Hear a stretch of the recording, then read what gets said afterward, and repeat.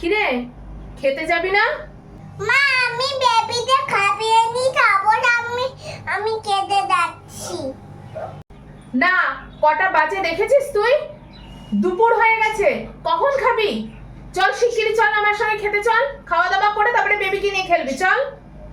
ঠিক আছে মা, চলো। এসে গেছিস তো? বস এবার চেয়ারে। দুষ্টুমি করবি না একদম, চেয়ারে চুপটি করে বস, আমি এক্ষুনি খাবারটা নিয়ে আসছি, ঠিক আছে? এ নাও, তুমি খাবে? দাও। কি রে, বসে আছিস কেন? খা, খাবার দিয়েছি তো। মা, আমার পেটে এখন ভালো লাগছে না, আমি একটু খেয়ে নিই, তারপর খাবো।